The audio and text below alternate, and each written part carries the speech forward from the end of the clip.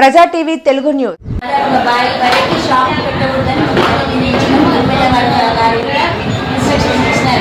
కాకపోతే జనాలు ఏ విధంగా సహకరించడం లేదు.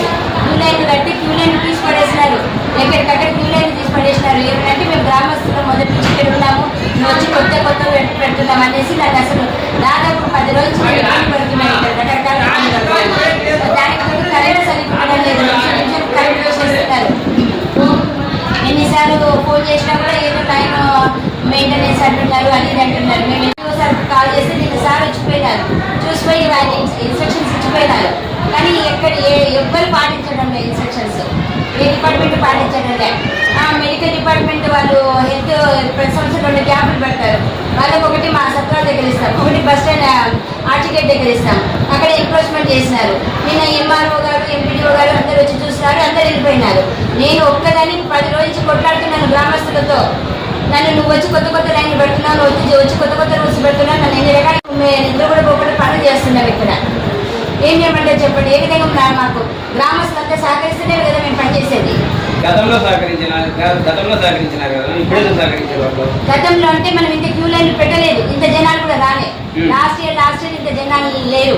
4వ రోజు అంటే చిన్న సరైన రోజు ఎక్కువ జనాలు వచ్చేవాళ్ళు. ఈ సంవత్సరం స్టార్టింగ్ నుంచి భక్తులు వస్తున్నారు. క్యూ లైన్ ఇంత క్యూ లైన్ ఎప్పుడూ లేదు పరిస్థితి. నేను నిలబడి చాలా మెయింటైన్ చేసి ఇప్పుడే వచ్చి పడుతుంది. వాస్తవం క్యూ లైన్ లో వస్తే ఏ టైం అంత టైం పట్టడండి. క్యూ లైన్ లో వస్తే అంత టైం పట్టడం లేదు. క్యూ లైన్ లో అంత టైం పట్టడం లేదు. ఎట్లా అంటే అట్లా వస్తుంటేనే టైం వీలైనంత వరకు అన్ని ఏర్పాటు చేస్తుంది. క్యూ లైన్ లో ప్రాబ్లం లేదు. కాకపోతే అటు నుంచి మొత్తం ఎదురు వస్తున్నారు. ఎదురు రావడం వల్ల ఇబ్బంది అవుతుంది. అటు నుంచి మేమేమనుకున్నాము, ముసలికి క్యూ లైన్ ఏర్పాటు చేసినా మేము ఆల్రెడీ అక్కడ చెప్పి పెట్టినాం. కానీ అందరినీ తోసేస్తున్నారు. ఇంకా అందరు విఐపీలే అందరూ అయిపోయింది. అంటే మీ ఆదేశాలు కూడా వాళ్ళు పాటించలేదంటారా? పాటించడం లేదు. ప్రజెంట్ ఎవరు పాటించడం లేదు.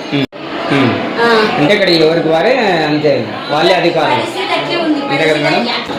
మేడం మనకి స్నానాల భక్తులు చాలా ఇబ్బంది ఉంది. చాలా చెప్పినా మళ్ళీ అది ఇక్కడే మేడం కళ్యాణ కట్టం ఇప్పటికి కూడా రెడీ లేదు. ఒక్క రోజుగా రెడీ అవుతుంది అన్నారు. ఇప్పుడు 3 days ఇంకెప్పుడు రెడీ అవుతుంది మేడం. సైడ్ కాలువలు వేసుకొని వచ్చినారు. అక్కడ వరకు ఊళ్ళో అంతా సైడ్ కాలువలు వేసుకొని వచ్చినారు. మాకు ఏం చెప్పినారు, సైడ్ కాలువలు వేస్తున్నాము, ఆర్డబ్ల్యూఎస్ వాళ్ళు సైడ్ కాలువలు వేస్తున్నాం, ఇది అయిపోతే నన్ను క్లీన్ చేసిస్తాం అన్నారు. ఊళ్ళో మొత్తం సైడ్ కాలువలు నీట్గా చేసేసినారు. దాని మీద ప్లాట్ఫామ్ వేసేసినారు, మట్టి వేసినారు, అన్నీ చేసినారు. కళ్యాణ కట్ట వచ్చేసరికి కళ్యాణ కట్ట నుంచి కళ్యాణ కట్ట దాటేంత వరకు వేయలేదు.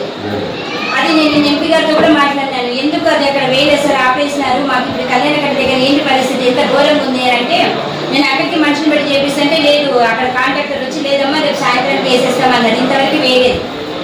మొత్తం తవ్వి పెట్టినారు. అంత ఇష్టానుసారంగా తవ్వి అంత చేస్తారు. వాళ్ళు ముందుగానే ఆ మాట చెప్పింటే నేను అసలు వేయించడానికి కాదు, కాలు వేయించడానికి కాదు, ఏమంటే గ్రాపోతుంది తర్వాత వాళ్ళంతా చేస్తారు అనుకుంటే మొత్తం ఊరంతా చేస్తారు. కానీ కళ్యాణ కట్ట దగ్గర ఆపేసినారు వాళ్ళు. ఈ రోజు వరకు వాళ్ళకి దాన్ని సాల్వ్ చేయలేదు ఆ ప్రాబ్లమ్ని. ఇప్పుడు నేను తీయాలంటే దాన్ని ఏం చేయాలి, మొత్తం అక్కడ ఉన్న లెవెల్ అంటే మట్టి అంతా తీసి ఆ కాలువలు తోసేయాల్సి వస్తుంది. ఇప్పుడు వాళ్ళు అక్కడి నుంచి చేసినంత పని అంతా వేస్ట్ అవుతుంది.